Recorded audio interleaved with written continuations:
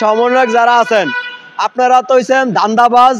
আমার মনে হয় অনেক সমন্বয়করা বিদেশ অলরেডি বাড়ি গাড়ি কইরেও ফলাইছে, কারণ ফলাইতে তো হইব, ফলাই না একটা মানে গোরস্থান তো লাগবে, এই জন্য তারা আগেই মনে হয় ওই অফারে বিদেশটি বাড়ি টাড়ি করে ফলাইছে। আমাদের সাধারণ মানুষের এখন একটাই স্লোগান, সমন্বয়ক হটাও বাংলাদেশ বাঁচাও। সমন্বয়ক হইছেন অল্প কয়েকদিন, BMW গাড়ি দিয়ে চলেন। এই দেশে আর মন্ত্রী মিনিস্টার আসিল না বিগত সময়। আমাদের সাধারণ মানুষের এখন একটাই স্লোগান, সমন্বয়ক হটাও বাংলাদেশ বাঁচাও। এই সুদখোর ইনুস হটাও বাংলাদেশ বাঁচাও, আর এই নাস্তিক ইনুস হটাও বাংলাদেশ বাঁচাও।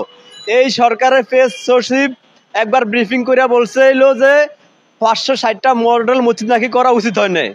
আমরা মনে করি এই সরকার আসলে নাস্তিক সরকার, কারণ এই ভদ্রলোক আমেরিকা থাকতে থাকতে বাংলাদেশের কৃষ্টি কালচার পুরাই ভুলে গেছে, আর বাংলাদেশের মনে হয় ইসলাম ধর্ম উনি যথেষ্ট বিশ্বাসও করে না, এই জন্যই ওনার প্রেস সচিব এই বক্তব্য দিছে।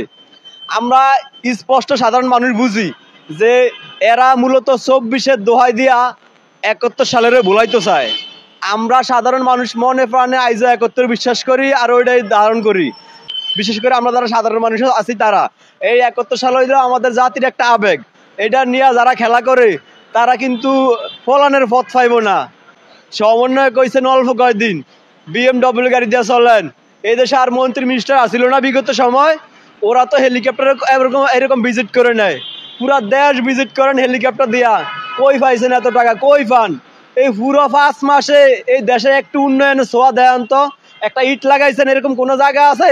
একটা স্পোর্ট দেখান উন্নয়নের। কিন্তু শেখ হাসিনা কইরা দিয়া গেছে, আপনারা শুধু ভাঙ্গেন, আপনারা শুধু ভাঙ্গার কাজে আছেন, কোনো গড়ার কাজে আপনারা নাই। আমরা একটা কথা বিশ্বাস করি মনে প্রাণে, যদি কেউ আমাদের বিবেক নিয়ে খেলে, যদি 71-এর অস্তিত্ব রক্ষার্থে যদি আরেকটা 71ও লাগে, আমরা ওইটার জন্য প্রস্তুত আছি, ঠিক আছে? কারণ এই দুনিয়াতে জন্মাইছি মৃত্যুর লেগেই, দ্বিতীয়বার আর জন্মাবো না। কোটি কোটি শুক্রাণুর সাথে যুদ্ধ করে পৃথিবীতে জন্মাইছি, হাইরা যাওয়ানোর লেগে না। আমরা আছি 71 নিয়া, আপনারা থাকেন 24 নিয়া, দেই কাদেরটা জয় হয় ইনশাআল্লাহ। আমি মনে করি বর্তমানে রাজনীতির এই প্ল্যাটফর্মে এই 71 ক্ষেত্রে বা বাংলাদেশের ইস্যুতে আওয়ামী লীগ বিএনপি দোনো দল একত্র হওয়া জরুরি। কারণ এই রাজনীতিতে শেষ বলতে কিছু নাই, যেখানে শেষ ওইখান থেকেই রাজনীতি শুরু, ঠিক আছে? বিশেষ বড় প্রয়োজনে, বিশেষ রাজনৈতিক বিশেষ ক্ষেত্রে বড় বড় প্রয়োজনে ছোট ছোট স্বার্থ জলাঞ্জলি দেওয়াই রাজনীতির ধর্ম। আমি মনে করি আওয়ামী লীগ বিএনপি একসাথ হইয়া এই বর্তমানে যারা উপদেষ্টা সমন্বয়ক আছে 11 হটানটা উচিত। তারপরে নির্বাচন হইব, নির্বাচন হইলেও যদি বিএনপি সরকার হয় আওয়ামী লীগ বিরোধী দল হিসাবে হইলেও থাকবো। আর যদি বিএনপি মনে করে না আমরা একলাই কিছু করুম, তাইলে কিছুই হইব না। বিএনপির ক্ষমতা বহু দূর, ঠিক আছে? জুলাই আগস্টে কি বিপ্লব হয়েছে, বিএনপির সামনে আরো বড় বিপ্লব আছে। বিএনপি এগুলো লাগে মূলত পারবো না। এই জন্য এই সমন্বয়ক উপদেষ্টা যারা আছে রাষ্ট্রীয় শক্তি, এদের সাথে বিএনপি পারবো না, কারণ এর সাথে জামাতও আছে। আমি মনে করি এই রাজনীতির এই প্রয়োজনে, দেশের এই পরিস্থিতিতে আওয়ামী লীগ আর বিএনপি একসাথে হওয়ার বিকল্প আর কিছুই নাই। আমরা সাধারণ মানুষ, দেশের প্রয়োজনে উন্নয়নের স্বার্থে আমরা তাদের সাথে আছি। আর বিশেষ করে সমন্বয়ক যারা আছেন আপনারা তো হইছেন ধান্দাবাজ।